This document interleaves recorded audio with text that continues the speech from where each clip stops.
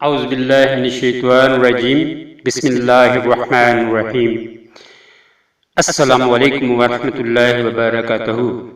پیارے دوستو، آج میں آپ کو انسان کی تخلیق یعنی پیدائش کا بیان سنانے لگا ہوں۔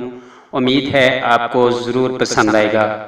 انسان کی تخلیق یعنی پیدائش کا بیان۔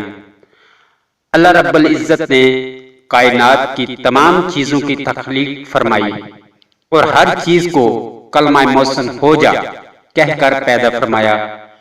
انسان کو اشرف المخلوقات، تمام مخلوقات سے افضل ثابت کرنے کے لیے اسے سب سے بہتر انداز میں اپنے ہاتھوں سے تخلیق فرمایا۔ سبحان اللہ، فرمان الہی ہے، وہی تو ہے جو زندگی اور موت دیتا ہے۔ جب وہ کسی بھی کام کا فیصلہ کر لیتا ہے تو اسے صرف یہ کہتا ہے سخن ہو جا، پس وہ کام ہو جاتا ہے۔ اللہ نے فرمایا ہے ابلیس، جسے میں نے اپنے ہاتھوں سے پیدا کیا، تجھے اس کو سجدہ کرنے سے کس چیز نے روکا ہے؟ یقیناً ہم نے انسان کو بہترین صورت میں پیدا کیا۔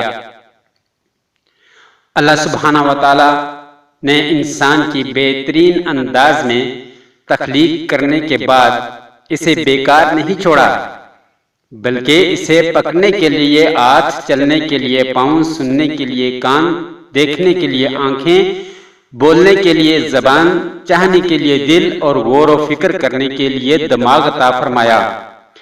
فرمان الہی ہے، بے شک ہم نے انسان کو ایک مخلوط مرد اور عورت کے نطفے سے پیدا کیا تاکہ ہم اس کا امتحان لیں۔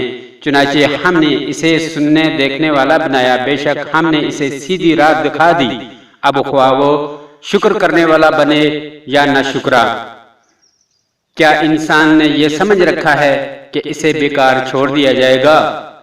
انسان کی رہنمائی کے لیے اللہ جل شانہ اپنی کتابیں نازل فرمائیں اور اپنے رسولوں کو بھیج کر انہیں سیدھی راہ سمجھائی تاکہ انسان دنیا کی زندگی بھی پرسکون گزارے اور دنیا میں نیک اعمال کر کے اپنی آخرت کو بھی سنوار سکے۔